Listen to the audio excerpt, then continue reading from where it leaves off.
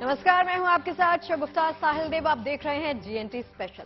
GNT special में आज बात छतरपुर के बागेश्वर धाम में चल रहे धार्मिक समागम की करते हैं। बागेश्वर धाम में इन दिनों देखिए धीरेन्द्र शास्त्री का धार्मिक समारोह चल रहा है। इस समारोह के लिए दूर दूर से भक्तों और साधु संतों का मजमा जुट चुका है। सियासी मेहमान भी समारोह के मंच पर नजर आ रहे हैं। हम आपको दिखाते हैं और बताते हैं कि बागेश्वर सरकार का वो दिव्य दरबार जो एमपी के छतरपुर में पिछले 4 दिनों से यूं ही सजा हुआ है। बागेश्वर धाम में भक्तों का सैलाब उमड़ा हुआ है। लोगों को पंडाल में जगह नहीं मिल पा रही तो वो आसपास की पहाड़ियों पर बैठकर बाबा को सुन रहे हैं। भक्तों के अलावा देश के कई हिस्सों से साधु संत भी इस धार्मिक समागम का हिस्सा बनने के लिए लगातार बागेश्वर पहुंच रहे हैं। कल मंच पर बाबा रामदेव के सहयोगी आचार्य बालकृष्ण भी दिखाई दिए। वैसे कल हुई भजन संध्या में बीजेपी सांसद और भोजपुरी गायक मनोज तिवारी ने भी अपने गायन से खूब रंग जमाया। भक्तों ने उनके गाने पर लगातार वो झूमते दिखाई दिए। मनोज तिवारी के साथ ही एमपी बीजेपी के अध्यक्ष वीडी शर्मा भी कल बाबा बागेश्वर के मंच पर दिखाई दिए। आइए आपको दिखाते हैं बाबा बागेश्वर के धार्मिक अनुष्ठान पर हमारी ये खास रिपोर्ट। धीरेन्द्र कृष्ण शास्त्री जी महाराज जी का हमेशा स्वास्थ्य उत्तम रहे और वो सत्य सनातन को बढ़ाने के लिए ऐसे ही कार्य करते रहे। हम लोगों को भी देश की संस्कृति के अनुसार कार्य करने की शक्ति मिले, ऐसे हम प्रार्थना करते हैं। धीरेन्द्र शास्त्री जी महाराज कहते हैं कि हिंदू राष्ट्र बनना चाहिए, उसको लेकर आपके क्या विचार हैं? किस तरीके से? अच्छा विचार है। पंडित धीरेन्द्र कृष्ण शास्त्री ने भारत को हिंदू राष्ट्र बनाने के लिए मध्य प्रदेश के बागेश्वर धाम में 7 दिनों का अनुष्ठान रखा है। इसमें यज्ञ और हवन हो रहे हैं। पहुंचने का सिलसिला शुरू हुआ था मध्य प्रदेश के पूर्व मुख्यमंत्री कमलनाथ के दौरे के साथ और अब प्रदेश अध्यक्ष भारतीय जनता पार्टी के वीडी शर्मा पहुंचे हैं बागेश्वर धाम। तस्वीरों में आप पीछे देख सकते हैं वीडी शर्मा मौजूद हैं और वीडी शर्मा पंडित धीरेन्द्र कृष्ण शास्त्री के साथ मंच साझा कर रहे हैं। बागेश्वर धाम के पीठाधीश्वर पंडित धीरेन्द्र कृष्ण शास्त्री, जिनके साथ अगर इस वक्त देखें आप तो भारतीय जनता पार्टी के सांसद और प्रदेश अध्यक्ष वीडी शर्मा मौजूद हैं।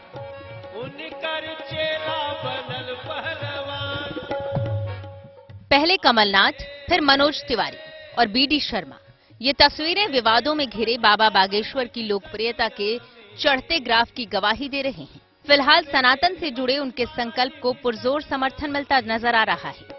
हिंदुत्व जीवन पद्धति है और जीवन पद्धति में कोई कहता कुछ भी रहे, इसी जीवन पद्धति में लोग जीते हैं। भारत की मात्र भूमि पर उसी आध्यात्म में लोग जाने का प्रयास करते हैं।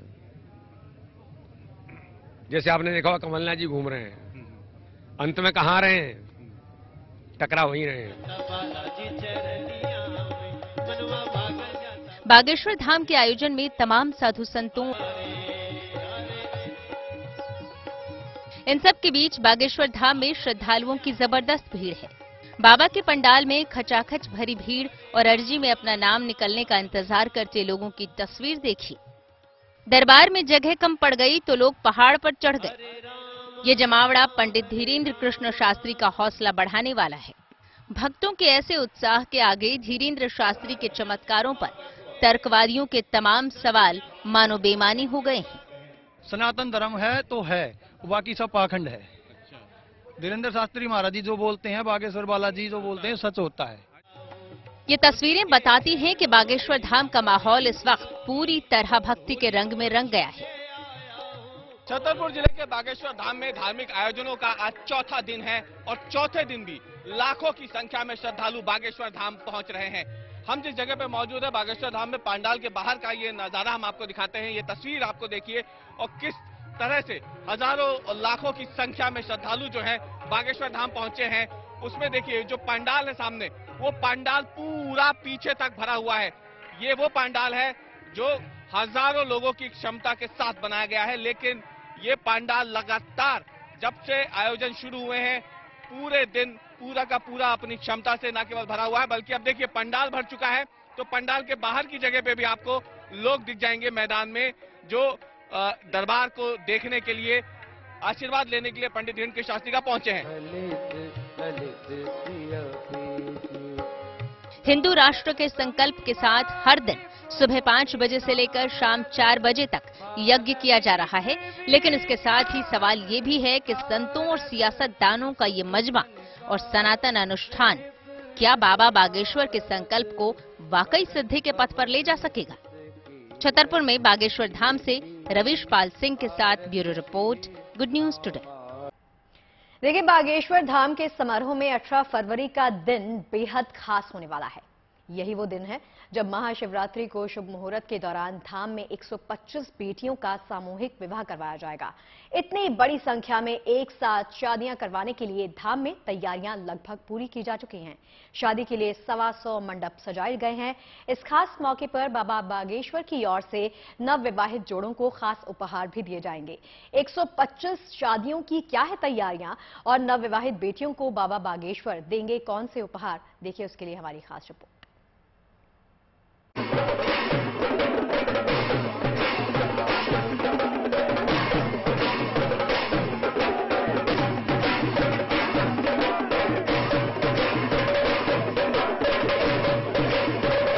बागेश्वर धाम में धीरेन्द्र शास्त्री का धार्मिक महाकुंभ जोर शोर से चल रहा है।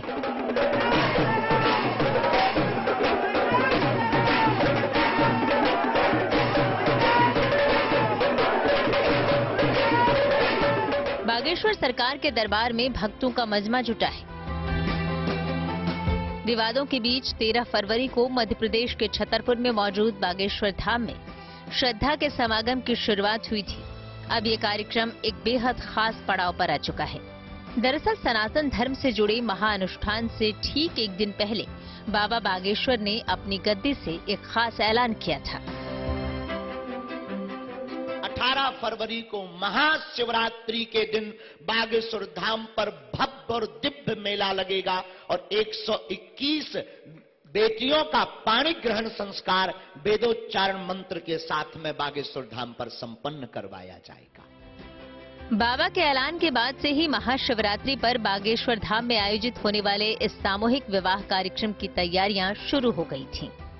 विवाह सम्मेलन में पहले 121 वर वधू के जोड़ों की शादी करवाई जानी थी, लेकिन अब इस संख्या को बढ़ाकर 125 कर दिया गया है। बागेश्वर धाम में पिछले 4 साल से गरीब कन्याओं के विवाह का आयोजन किया जाता है। 4 साल पहले 51 बेटियों की शादी से इस सफर की शुरुआत हुई थी। इस बार अनुष्ठान से पहले ही बड़ी संख्या में शादी के लिए आवेदन पहुंचे थे। फॉर्म्स की ज्यादा संख्या को देखते हुए बागेश्वर धाम में 121 की जगह 125 जोड़ों की शादी करवाने का फैसला किया गया।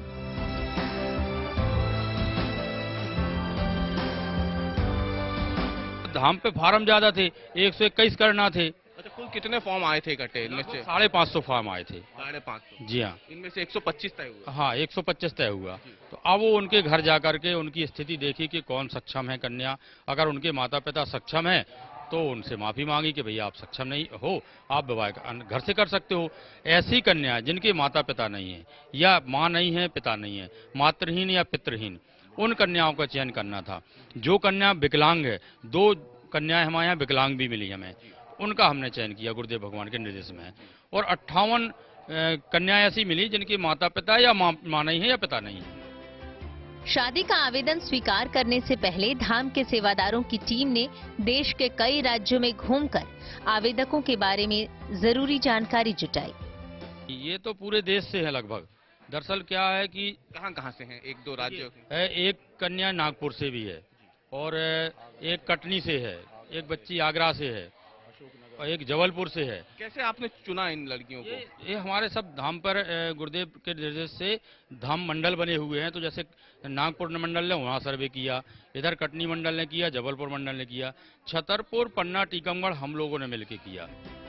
चयन की प्रक्रिया पूरी होते ही शादी की तैयारियां शुरू कर दी गई। अब बागेश्वर धाम में न केवल 125 शादियों की तैयारियां पूरी हो चुकी हैं, बल्कि इन 125 जोड़ियों की गृहस्थी बसाने के लिए भी धाम की ओर से खास इंतजाम किए गए हैं।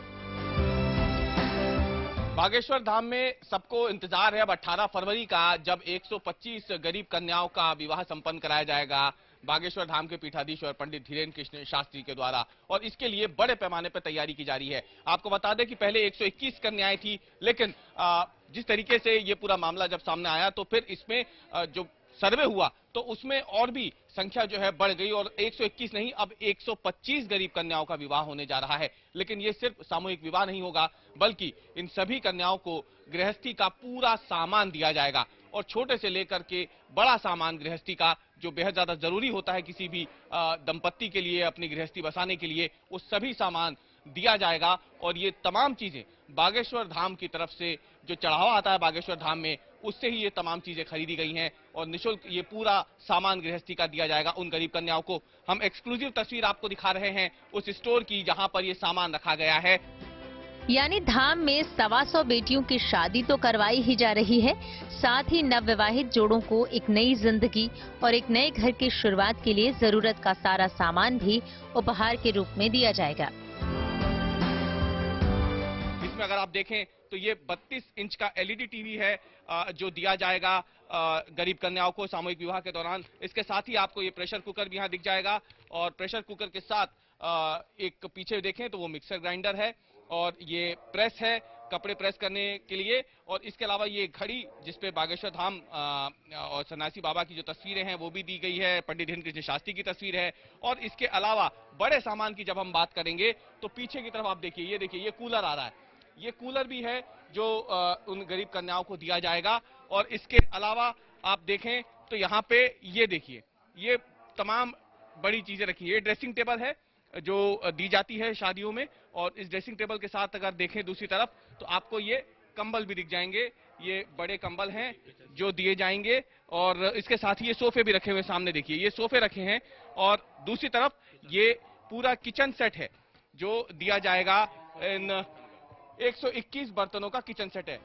बताया जाता है कि हर साल होने वाले इस आयोजन बाबा बागेश्वर अपनी बहन और बेटी मानकर कन्याओं को विदा करते हैं।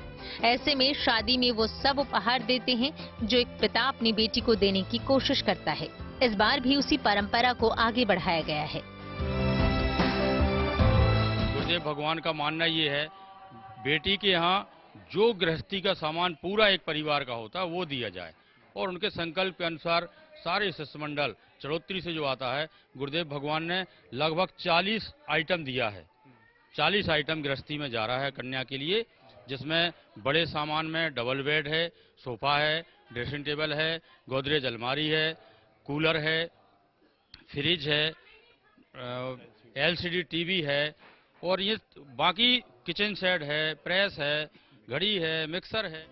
धार्मिक अनुष्ठान और उससे जुड़ी आस्था पर सबके अपने अपने विचार हो सकते हैं, लेकिन एक बात से कोई इनकार नहीं कर सकता कि 18 फरवरी का दिन वाकई बागेश्वर धाम के आयोजन का सबसे शुभ दिन होगा, जब धाम की ओर से मिले सहयोग और आशीर्वाद के साथ 125 बेटियां अपने नए और खुशहाल जीवन का शुभारंभ करेंगी। छतरपुर में बागेश्वर धाम से रवीश पाल सिंह के साथ bureau report, good news today. और चलिए GNT की इस खास पेशकश में फिलहाल के लिए इतना ही। खबरें लगातार जारी हैं, आप बने रहिए गुड न्यूज टुडे के साथ। नमस्कार।